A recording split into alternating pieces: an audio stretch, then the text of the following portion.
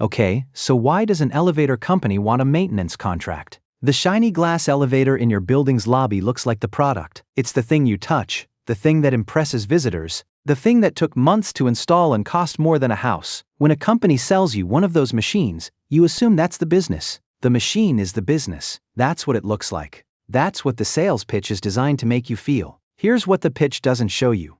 The company that sold you that elevator may not even make money on the sale. It might make almost nothing on the machine at all. And the reason it still fights for every single installation is the reason you're watching this.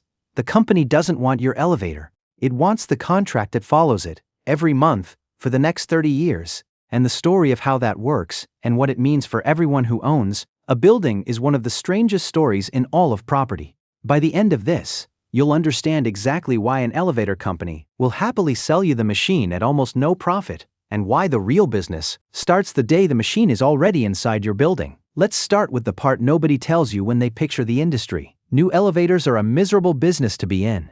Think about what happens when a building is going up. The developer sends out a spec, a list of requirements, how many floors, how many cars, how fast they need to move, and every elevator manufacturer on the planet shows up to bid on it. This is one of the most competitive, price-crushed corners of the entire construction world. A handful of giant companies dominate the market, and they fight over the same projects, in the same cities, for the same thin margins, over and over again. When the bids come back, the winner is usually the one who promised the most elevator for the least money, because that's how construction procurement works. The developer does not care which brand's name is on the doorframe. The developer cares about the price tag. The result is that installing a brand new elevator, the kind of job that takes months, involves cranes, involves crews, involves permits and inspections, is a low-margin, high-stress cyclical scramble. In a good year, the installation business makes a few cents on every dollar.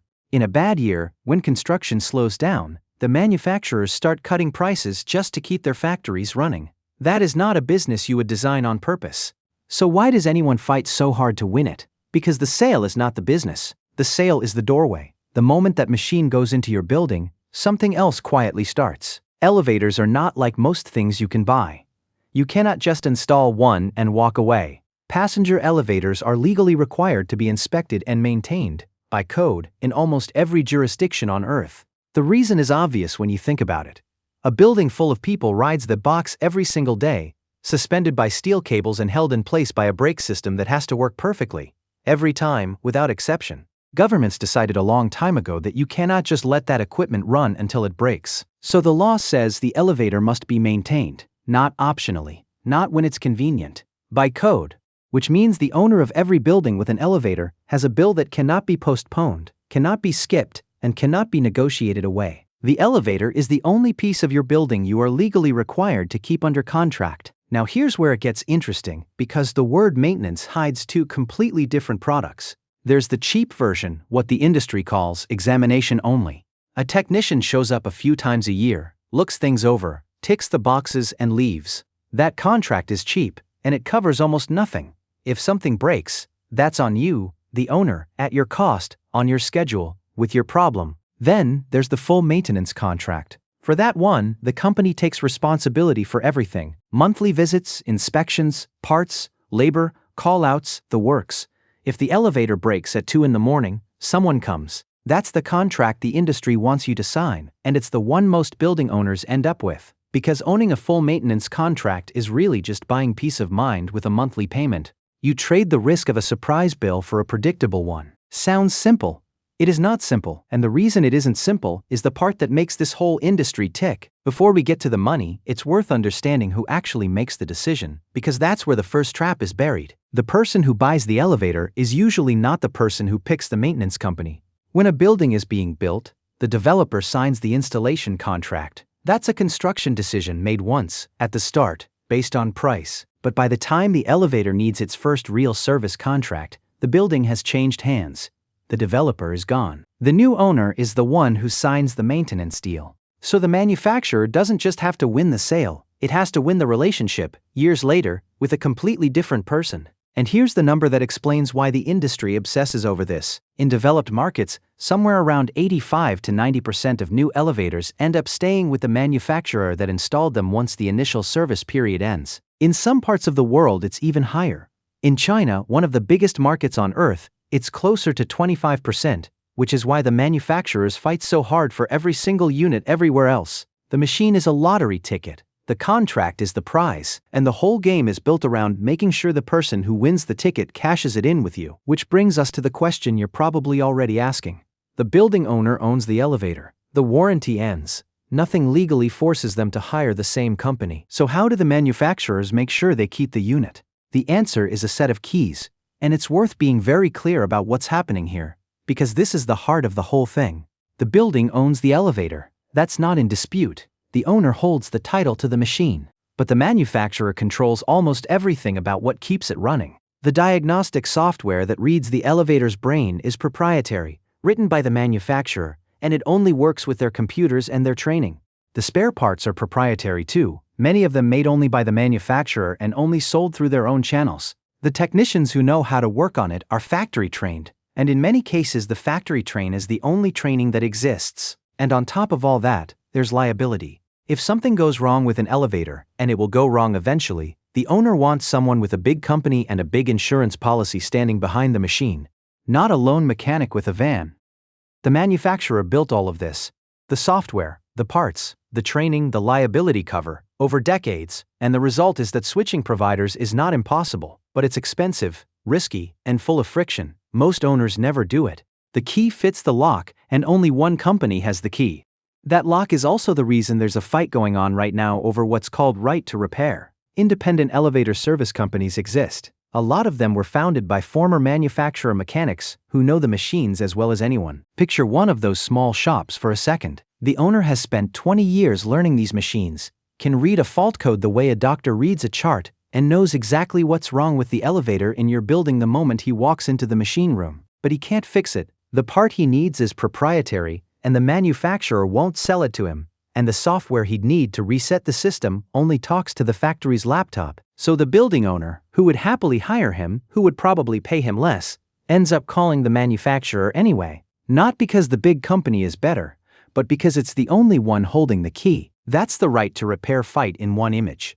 It's an active state-by-state dispute over whether manufacturers should be forced to sell parts and software access to independence. It's a real fight, it's developing, and it could loosen the grip over time. But as it stands today, for the vast majority of buildings, the person who installed the elevator is the person who ends up maintaining it for decades. That's the lock-in. And now we finally get to the part that answers the title, the money. Because once you understand the lock, the profit math becomes almost absurd. The most profitable elevator company in the world publishes its numbers, and they tell the whole story. In a recent year, the service side of that company brought in roughly 60% of its total sales. But it produced roughly 85 to 90% of the company's operating profit. Read that again. 60% of the revenue, almost all of the profit. The other side of the ledger, the new equipment business, the one with the cranes and the factories and the multi-million-dollar installations, the one everyone pictures when they think of the industry, generated maybe 5 cents of profit on every dollar it brought in. The service contracts generated 5 times that, sometimes more. The machine you see in the lobby is a one-time sale with a tiny margin. The contract you barely notice on your monthly bill is the business, and that's before we even get to the real number, the one that makes this whole industry make sense. Let's do the math on what one elevator is actually worth across its life. That's the number almost nobody thinks about, and it's the one that explains every decision the industry makes. When a new elevator goes into a building, it doesn't get replaced in a few years. It gets maintained, it gets modernized, it gets fixed. It gets upgraded. A well-kept elevator can run for 30 years, sometimes longer, and a building can easily live through 2 or 3 of them. Now follow the money on a single machine. First, there's the sale and installation, the competitive low-margin part, the part the manufacturers almost fight to lose money on. Then there's the initial service period, usually tied to the warranty, which effectively guarantees the first few years of the relationship. Then the conversion, the moment the owner chooses the maintenance company. And for the manufacturers, the 90% conversion rate kicks in. Then the monthly payments every month, for decades. Then the midlife modernization, the big event where the manufacturer replaces the control system, the cab interior, the drive, and charges a serious sum for it, because by then the building depends on that elevator and the owner has no real alternative. Then more years of monthly payments. And then, eventually, either the building comes down, or the machine gets replaced, and the whole cycle starts over with a new installation. Add it all up. The install, a few cents of margin. The monthly service fees, year after year, at margins the install business could never dream of. The modernization, a massive lumpy payment in the middle of the machine's life. The compounding effect is that a single elevator can generate more total profit for the company in its service relationship than the installation generated in a decade. The machine that looked like the product, the machine you could touch and ride and show off in the lobby, is the part the company makes almost nothing on. The part you never think about, the monthly bill, the routine visit, the quiet paperwork, is the part that pays for everything. That's the reclassification. The elevator company is not really selling elevators. It's selling the right to keep its own machines running for 30 years for a monthly fee, and the machine is just the way it gets its foot in the door. Now here's the next layer. Because a maintenance contract only works if the company can actually deliver the service profitably, and that's where the whole industry's real competitive advantage hides. The thing people outside the business don't realize is that a maintenance company is really a labor company. The elevator industry employs some of the best paid, most heavily unionized, most carefully trained tradespeople in the construction world. Becoming a fully qualified elevator mechanic takes years of apprenticeship, years of on-the-job training, years of classroom work, and it's a genuinely scarce skill. There are only so many of these people on Earth, and they are the entire engine of the service business. The trucks, the parts, the software, none of it matters without the mechanic who shows up when the elevator stops working. Think about what one of those mechanics actually does. It's 2 a.m, and the elevator in a 20-story office tower has stopped between floors, with a security guard and a cleaning crew stranded on the 12th. The mechanic gets the call. He drives across the city, parks in the loading bay, rides up the service elevator, and spends the next 3 hours tracing a fault in a machine room most tenants have never seen, and never will. That call-out, at that hour, on that night, is exactly the service the owner is paying for, and it's also the hidden cost of the whole model, because that mechanic's time, his drive, his overtime, his judgment, all of it comes out of the margin that makes maintenance so profitable. The company is really in the business of managing that mechanic's every minute, because the minute he spends driving between buildings is a minute that earns nothing. And here's the detail that explains why the big companies win. Roughly 70% of the cost of running a maintenance business is field cost, the time and money spent sending people to buildings. And a huge share of that field cost isn't even the repair work itself, it's the driving, the travel time, the miles between stops, the waiting, the callouts that turn out to be nothing. That means the economics of a maintenance route depend on density. If a mechanic's territory is 3 towers on the same block, the time between stops is measured in minutes, and the route prints money. If the same mechanic's territory is 1 elevator here, 1 elevator there, spread across a whole county, the travel time eats the margin, and the route bleeds. The big players win because they own thousands of units, packed into the same cities on the same streets, at densities the small companies simply cannot match.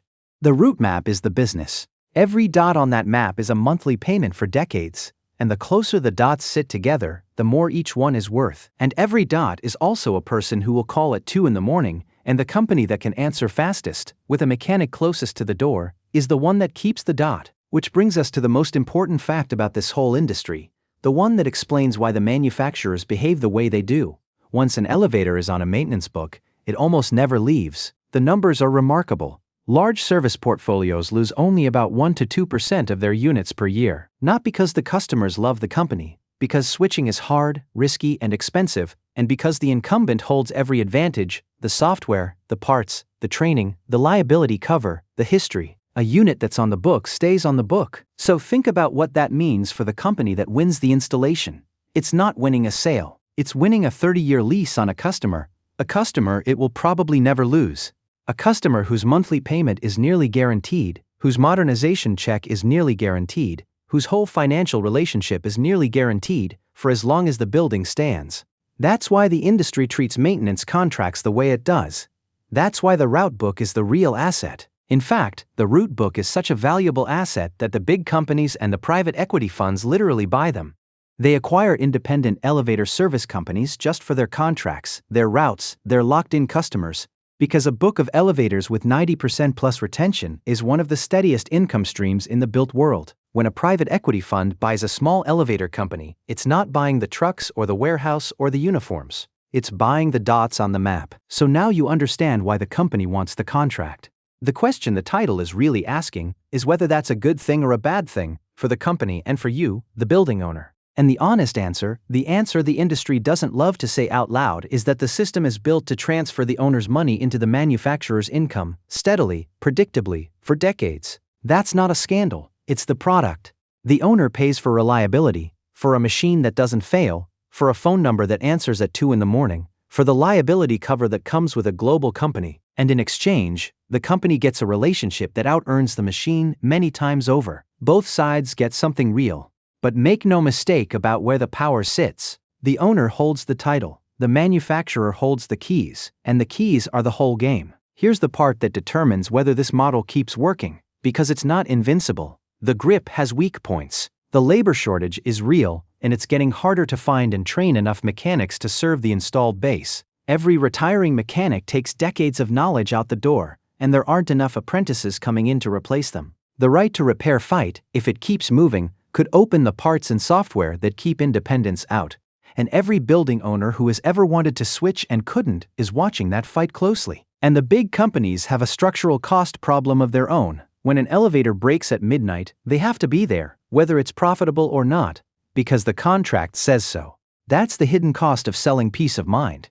Every call-out, every emergency visit, every unplanned repair eats into the margin that makes the whole thing so attractive. The business works because the predictable monthly payments vastly outnumber the unpredictable breakdowns. But the moment a route gets thin, or a labor market dries up, or a regulator opens the parts cage, the model gets a little less beautiful. The strong operators, the ones with dense routes and deep labor pipelines, keep printing. The weak ones, the ones with spread out routes and thin coverage, quietly bleed. The difference between those two outcomes is almost everything. So, does the maintenance contract obsession actually make sense? Yes, it makes more sense than almost any other business model in the building world, and that's the point.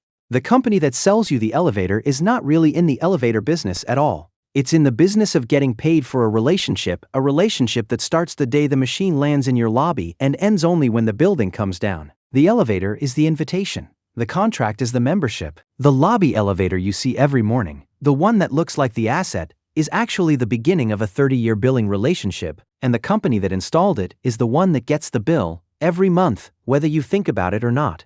That's what the pitch doesn't show you, and it's the whole story. The company doesn't just want your elevator, it wants the right to keep it running forever, for a fee. And the elevator company doesn't see a machine when it looks at your building. It sees a customer it will probably never lose, and a check that will probably never stop. That's the real business. The machine is just how the relationship begins.